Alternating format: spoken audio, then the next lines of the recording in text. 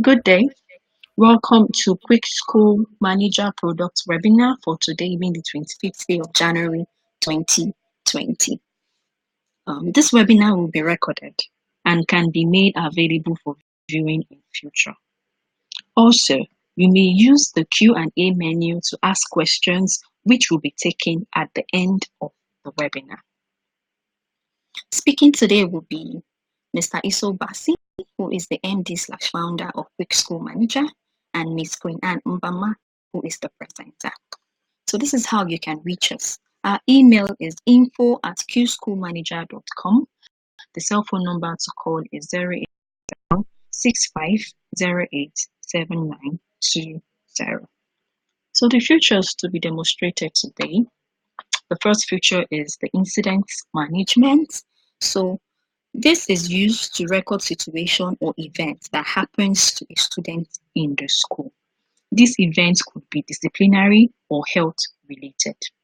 The next one is the requisitions management. This is used to make financial requests to carry out a task or activity in the school.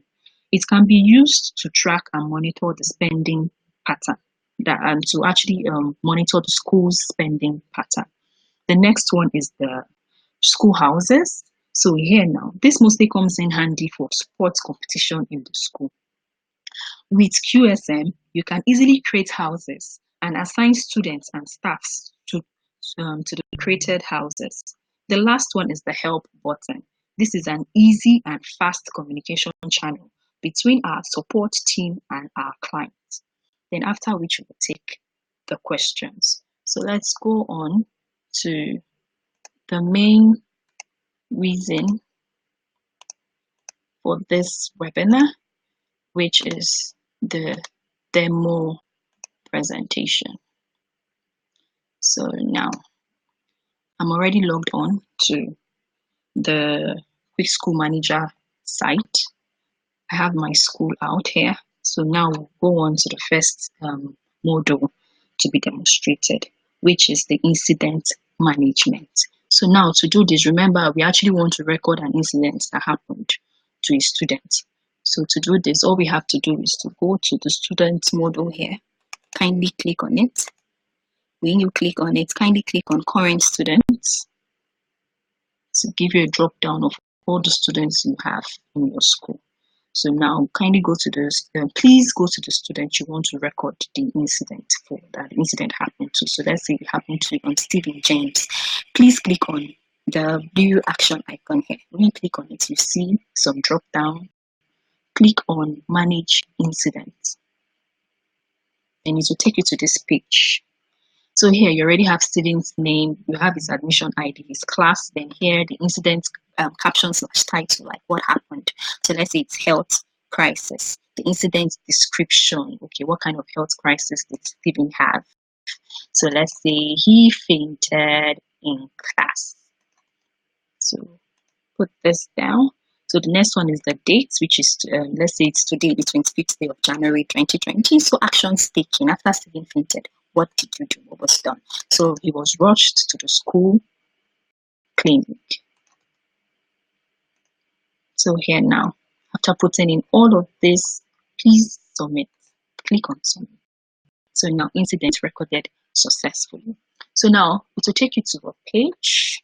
Then you can see this here. But to view this to actually view this properly, you go to the incident module here. Then you click on it, then you see this manage incident, click on it. Then it will bring out the incident we just recorded.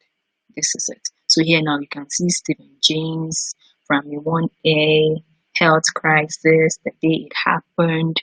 So also here you can actually manage this incident. You can actually add and manage evidence to this incident. So let's say, for example, Stephen fainted and you actually took a picture to like document the fact that yes, he fainted, in case for like future reference and purpose, then maybe you want to add that picture to this incident to actually back it up. Or maybe there's a new development to the incident. Maybe after he fainted, maybe something else came up in the hospital which he was taken to. You can also view and edit the incident and add the new information. So let's say you want to add an evidence to the incident. All you have to do is kindly click on add/manage evidence. When you click on it, it will bring you to this page. Here now, the evidence. You have upload evidence. You can choose some files from your system to actually upload. It could be a picture and or Word, but it should not exceed 2 MB. You can choose as many files as you want, but it should not exceed 2 MB. So let me just choose this picture. I click on open, then upload, and it comes evidence uploaded successfully. So now you can already see this picture here already uploaded on the incident page. You can see he fainted in class. He was rushed to the school clinic, and down here you can see the evidence to back up the incident. So that is it for incidents. So I'll quickly move on to the next. So the next feature we have to be demonstrated is requisition management. So remember, this one, like I mentioned, it is actually used to make financial requests. So to do this, kindly go to requisitions. When you click on it, you see some drop downs. Please click on initiate request. When you click on initiate request, it will bring you to this page. So now you can see purpose of request. Why are you requesting? For the money, let's say internet subscription. Items being requested. Okay, let's say we're requesting for 20,000 naira to pay for the monthly subscription. So why is or slash D is like needed. You should be concise because the school wants to really know what the money is for proper documentation.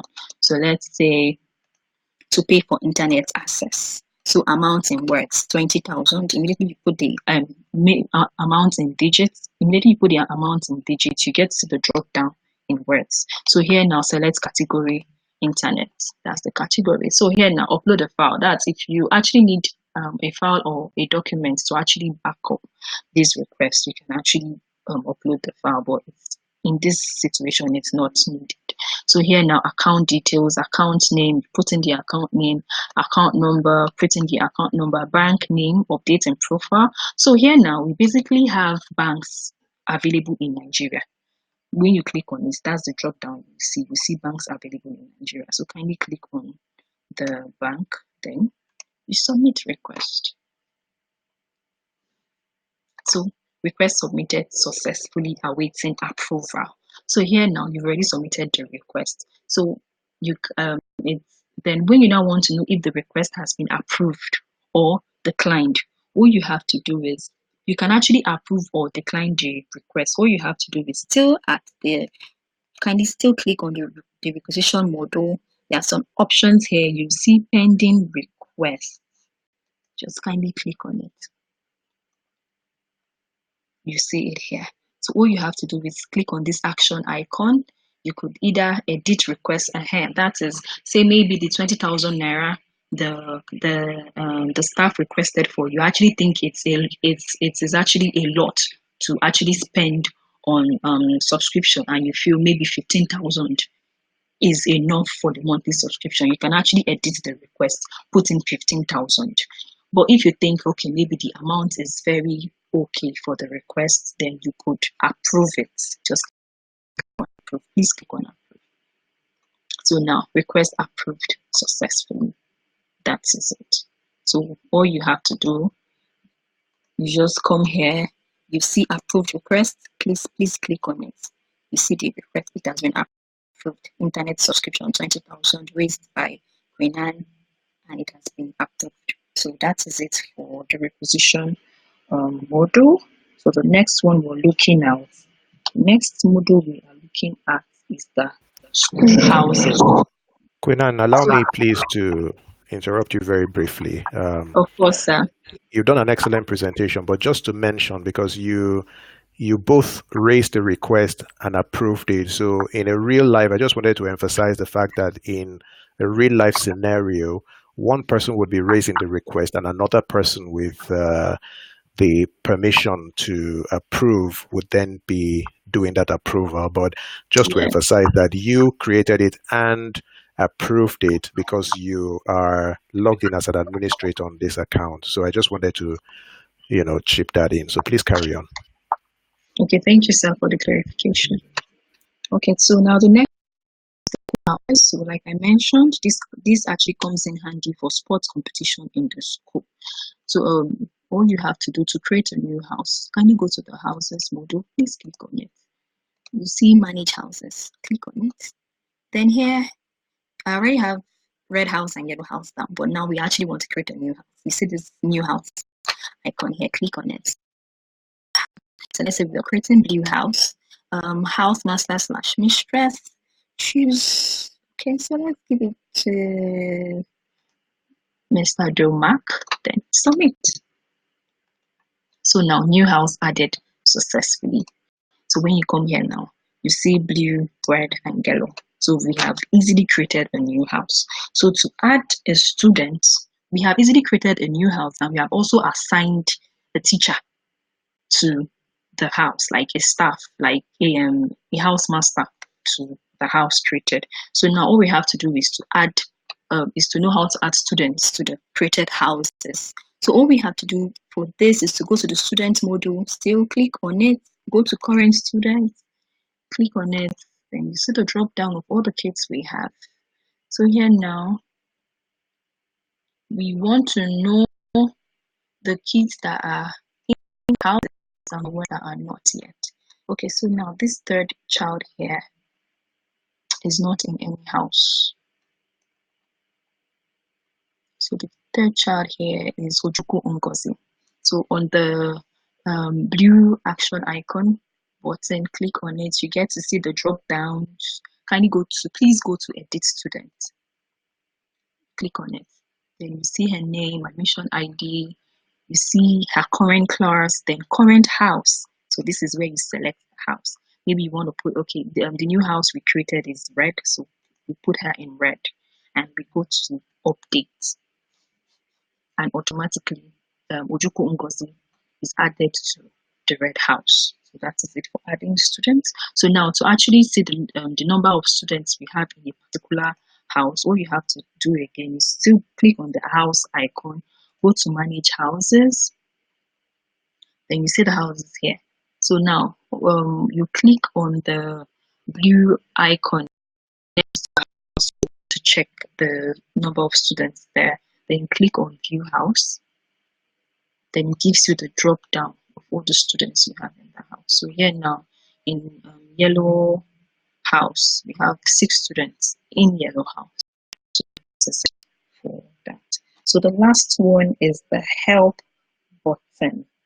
So like I mentioned when we started, the help button is basically an easy and fast between our support team and our clients. So you can see this need help icon here. All you have to do is to click on it.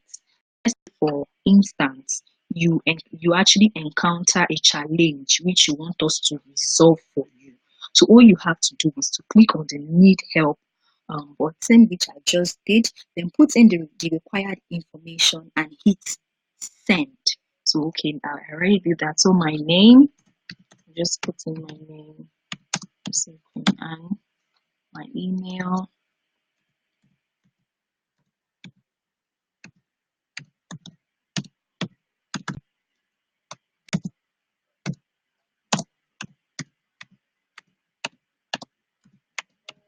Please put in a valid email address because that's the means of communication between our support team and yourself. So the next one is the subject, like what do you want us to do for you? So let's just say issue with creating reports.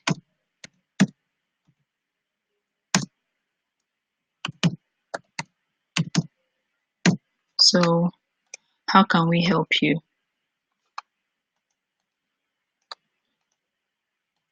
The same thing.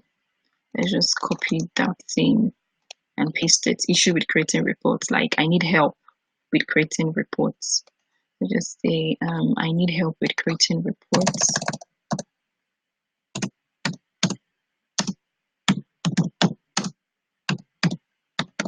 I need help with creating reports. So here you put in the word verification. Here, so we have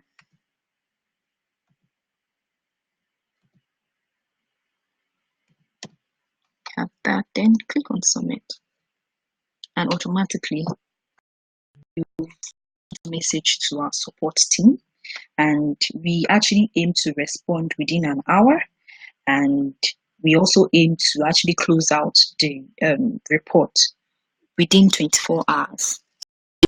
We'll actually back from us within an hour of logging on that report. So that's it for the presentation. So now I'll hand it over to Mr. Issa to take the questions and pull questions also. Thank you. Okay, absolutely fantastic. Thanks very much, Queen Anne. And we have one question here, which is, who can approve requests? So that's a question asking who can, approve a request after it's been raised. And just to mention to those who may have joined us after the initial introductory remarks that if you have a question, there should be a question sign somewhere on your screen with the words or the letters Q and A. So you can use that to ask us any question about the features that have been demonstrated here today. So over to you, Queen Anne.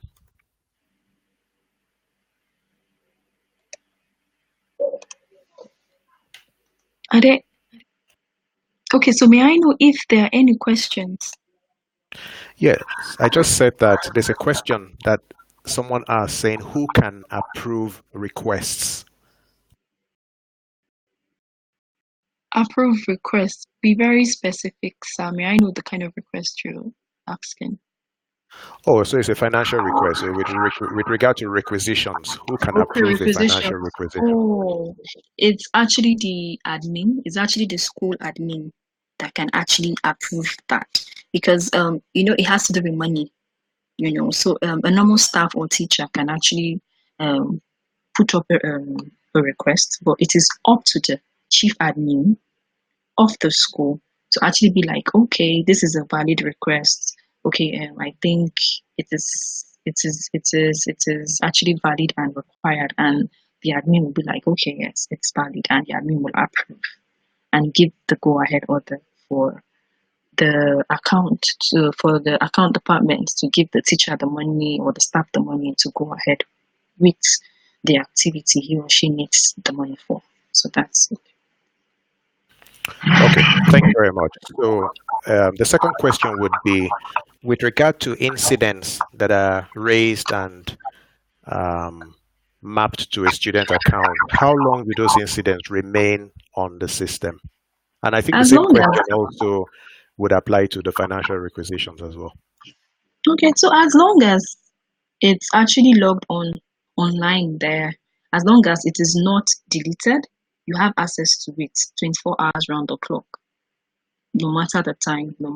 Even if it's in the next 10 years, as long as it has been logged on, it has already been imputed in the or as an on the system that, okay, this happened, this money was requested, or this situation happened. It's there already. If you have the information, you need it whenever. Log on, you have access to it whenever you want it. Fantastic. Okay, so those are the only questions that have come in so far. Someone's mentioning something with regard to creating the app. I'm not quite certain what that question means, but what we're doing in this webinar is actually demonstrating features of the application. So thank you very much, Queen Anne, for a great presentation, and I trust that in February we would have an equally fantastic presentation. Thanks everybody for joining us today. Bye-bye.